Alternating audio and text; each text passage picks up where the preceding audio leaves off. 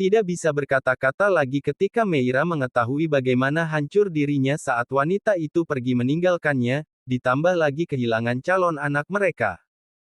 Mau diapakan foto USG itu, Mas?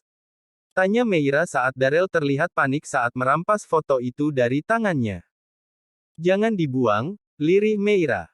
Darel mendekat. Aku nggak akan membuangnya, sayang. Akan aku simpan dan lebih baik kamu nggak perlu tahu di mana aku menyimpannya.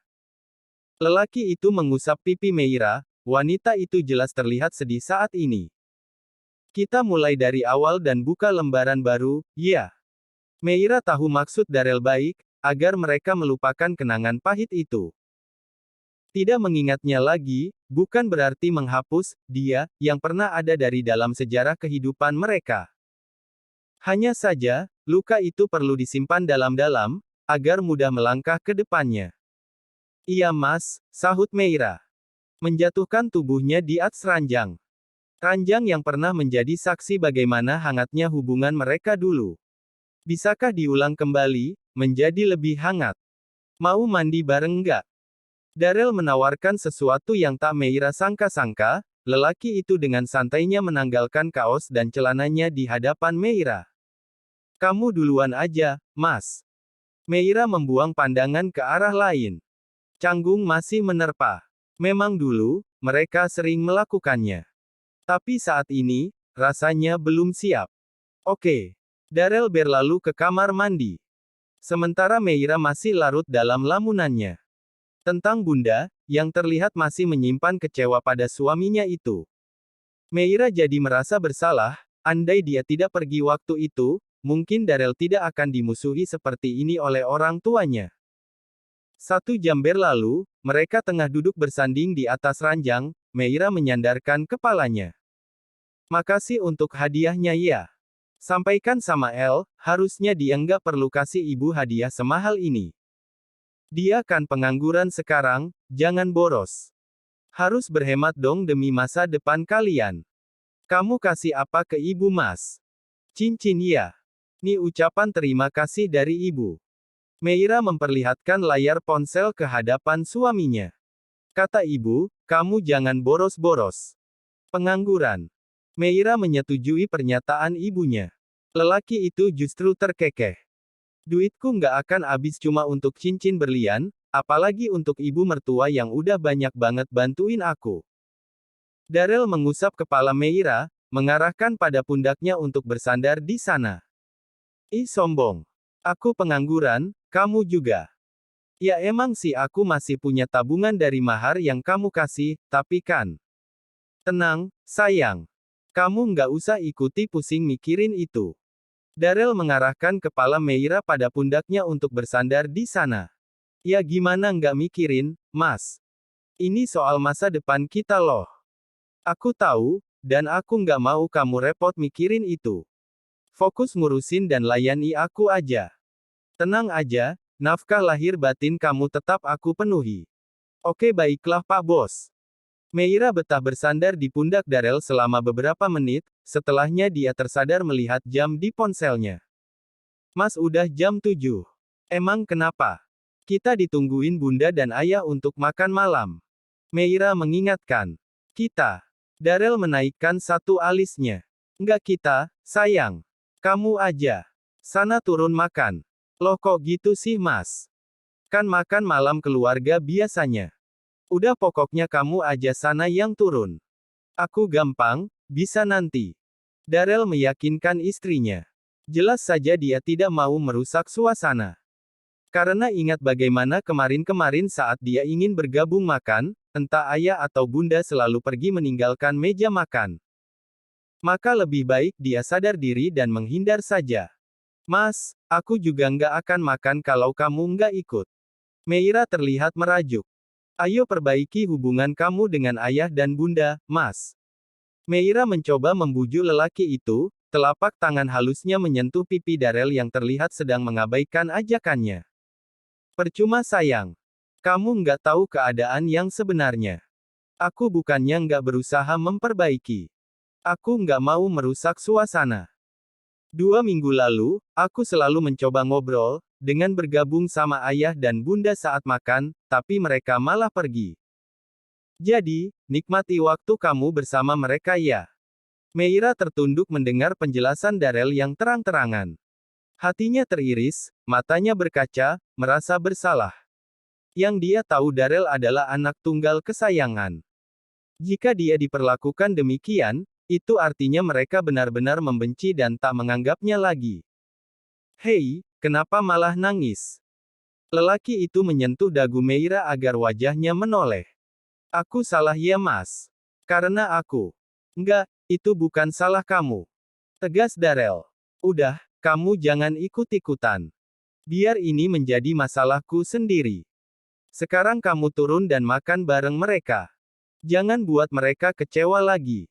Oke. Darrell mengusap air mata Meira dengan ibu jarinya. Dia mengangguk pasrah. Nanti aku bawakan makanannya ya. Jangan khawatir sayang. Itu masalah gampang. Iya mas. Meira turun sendirian menuju ruang makan. Di atas meja sudah tersaji beberapa menu yang dihidangkan oleh para pelayan. Inayah dan Ibra tersenyum ke arahnya. Ayah, dia mengulurkan tangan untuk berjabat dengan ayah mertua, setelah 1 bulan tidak bertemu. Kamu baik-baik aja, kan? Tanya Ibra. Baik ya, ayah gimana? Sangat baik, sahut Ibra. Inayah menoleh ke arah tangga, menanti seseorang yang kemungkinan akan menyusul Meira. Tapi setelah beberapa menit dan Meira ikut bergabung, orang yang dia nanti tidak kunjung muncul. Mei, suami kamu mana? Hingga Neng haruskan dirinya untuk bertanya dan bersuara. Oh itu, Mas El Katani. Panggil dia, ajak makan bersama kita. Timpal Ibra. Iya ayah. Saat Meira hendak berdiri lagi, Inayah segera menahan tangannya. Kamu nggak perlu naik turun tangga, biar dia aja yang panggil. Inayah menunjuk pada seorang pelayan muda yang sedang membawakan beberapa gelas minuman. Meira menggeleng cepat. Ini tidak bisa dibiarkan. Oh jangan bunda. Biar Mei aja. Terlalu bahaya kalau dia dekat-dekat sama Mas El. Tegas Meira melemparkan tatapan tajam ke arah wanita muda itu, hingga dia kabur dan kembali ke dapur sambil memeluk nampan. Entahlah, Meira rasa sikapnya agak berlebihan. Tapi, bukannya mencegah lebih baik daripada mengobati. Ada apa dengan dia? Tanya Inayah pelan. Dia suka sama Mas El kayaknya bun. Dan aku. Inayah tertawa menanggapi kalimat menantunya. Kamu cemburu. Bagus kalau begitu, tandanya kamu cinta sama El. Meira tertunduk malu. Apa sikapnya memang berlebihan? Dia hanya menjaga apa yang sudah menjadi miliknya. Kamu tenang aja. El bukan tipe cowok yang melirik sembarang perempuan. Dia nggak begitu. Persis kayak ayah dulu. Tipenya jutek, dan ketus kalau perempuan itu nggak membuatnya tertarik sama sekali. Iya kan ya? Pandangan Inayah tertuju pada sang suami. Jangan buka rahasia, bun. Lelaki itu tertawa kecil. Ya udah sana, panggil El. Serius nih bunda. Mas El boleh gabung makan di sini. Saking senang dan polosnya Meira bertanya tanpa berpikir, membuat kedua mertuanya itu saling pandang. Inayah mengangguk. Pastikan kamu berhasil bawa dia ke sini ya. Titah wanita itu. Oke bunda. Dengan perasaan bahagia, dia menapaki anak tangga, kembali menuju kamarnya. Meira sedikit kelimpungan. Masuk ke dalam kamar, dia tidak menemukan suaminya di sana. Tadi, sebelum dia meninggalkan lelaki itu, Darrell masih duduk di atas ranjang sambil memainkan tabletnya. Mas. Sayang. Mas El. Wanita itu mendorong pintu kamar mandi pun, hasilnya nihil. Apa Mas El pergi? Nggak mungkin. Meira kembali keluar kamar, melihat pintu tengah yang terhubung dengan balkon ternyata terbuka lebar. Dia tersenyum karena meyakini lelaki itu ada di sana. Dugaannya tidak salah, Darrell sedang berdiri sambil memegang besi pembatas balkon, satu tangannya lagi sedang menyelipkan sebuah benda yang mengandung nikotin di antara jari-jarinya dan saat itu sedang menyala. Darrell terlihat menikmati kegiatannya, dengan setiap embusan napasnya yang mengeluarkan asap, melambung tinggi ke udara. Ternyata di sini. Meira berdiri kaku, memberanikan diri bersuara, karena saat ini lelaki itu terlihat sangat frustasi. 4 bulan lebih menikah dengan Darrell, baru kali ini dia melihat suaminya itu menikmati rokok. Kamu, udah selesai makannya. Cepat sekali. Meira mengambil langkah untuk maju lebih dekat dengan lelaki itu. Belum, karena. Jangan mendekat sayang. Kamu di situ aja, sebentar lagi aku selesai. Darrell melarang istrinya untuk mendekat, sebab menurutnya udara di sekitarnya sedang tidak sehat. Bau asap rokok, ucapnya lagi. Meira mengangguk patuh, dan setia menunggu suaminya dengan perasaan tidak keruan. Ternyata lelaki itu diam-diam menyimpan luka dan kesedihan yang tak dia bagi dengan siapapun. Ada apa? Makannya belum selesai, kenapa kamu ke sini? Meira tersenyum lebar, mendongak untuk menjangkau tatapannya pada lelaki itu. Ayah sama bunda nungguin kamu turun, ayo kita turun, ajak Meira sambil memeluk mesra lengan suaminya. Respon lelaki itu sungguh tak disangka-sangka. Darrell tertawa sarkas. Ini pasti ulah kamu, kan? Maksudnya Mas. Meira terlihat tidak terima dituduh demikian. Kamu rayu ayah dan bunda ya, supaya aku bisa ikutan makan. Darrell mencubit kecil ujung hidung Meira. Cepat-cepat wanita itu menggeleng. Enggak Mas, beneran. Waktu lihat aku turun sendirian, bunda nanyain kamu, dan nyuruh aku panggil kamu untuk ikut bergabung. Ayo Mas. Meira mengambil langkah, dan belum melepaskan cengkeraman tangannya dari lengan lelaki itu. Kamu nggak lagi ngarang cerita, kan?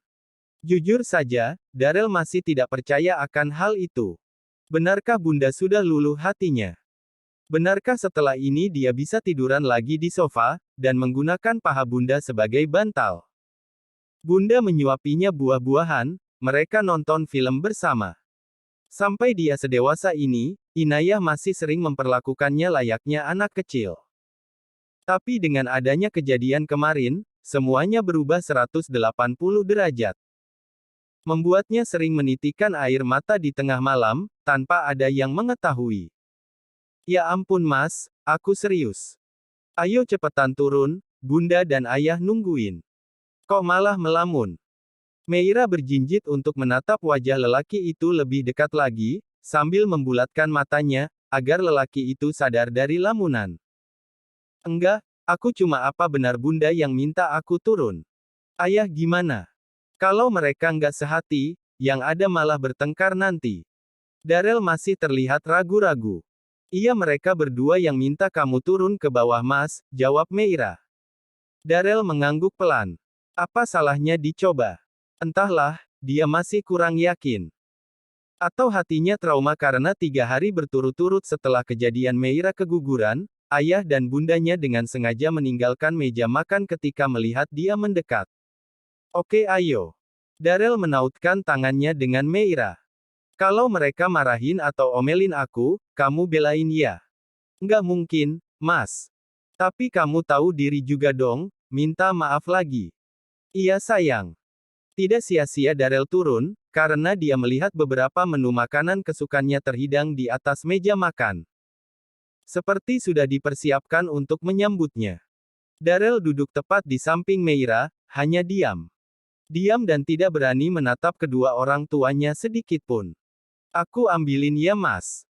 Dengan semangat Meira mengisi nasi pada piring kosong di hadapan suaminya.